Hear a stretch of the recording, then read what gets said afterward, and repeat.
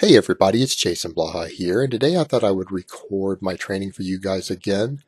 Now, since yesterday was my refeed day and I did all my high rep bodybuilding work, which is mostly just upper body stuff, yesterday morning before the refeed, I have all this nice muscle glycogen.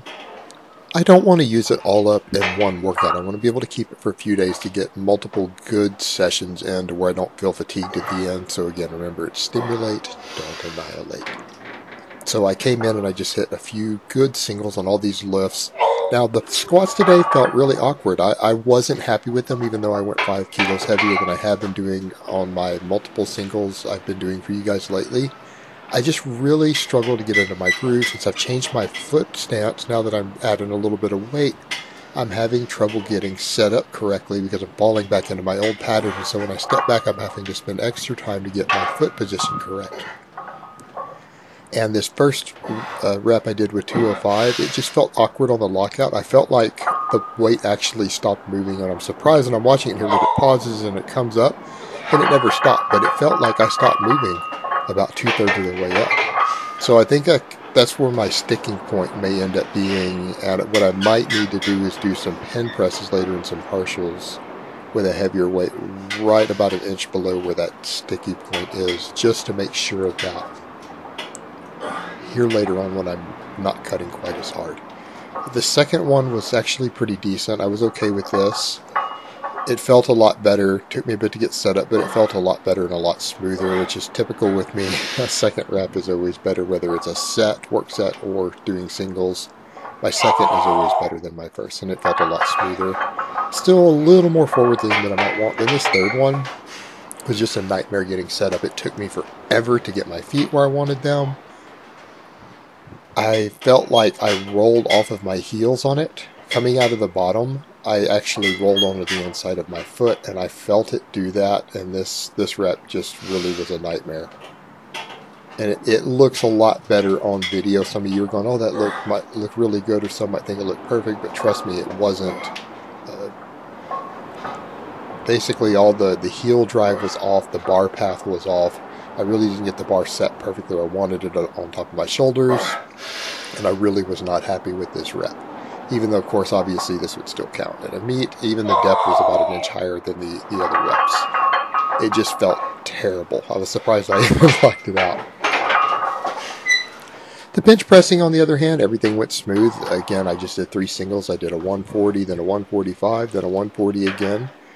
It all felt fine. This first rep, I didn't pause as long as I wanted, and it felt a little slower than I might want, but again, it's always my first rep for me. It's always like that. It's just something I have to learn to deal with for now.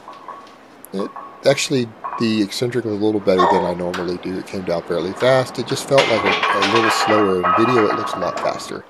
This 145, again, was okay, because this is over 90% of my 1-rep max at this point. My competition max, I'm well beyond 90% at this point, which means I've really got to get that stamina sorted at meet time so that I can be hitting bigger numbers. And I think part of that comes down to I need to be more conservative on openers here and just get better with it. See, I didn't quite get set up. That would have got me red lighted at a meet, but that's okay. I just need to get practice getting tighter setups on the bench because I had to readjust after I unracked it. But the rep itself looked clean, but that would have been red lighted at a meet.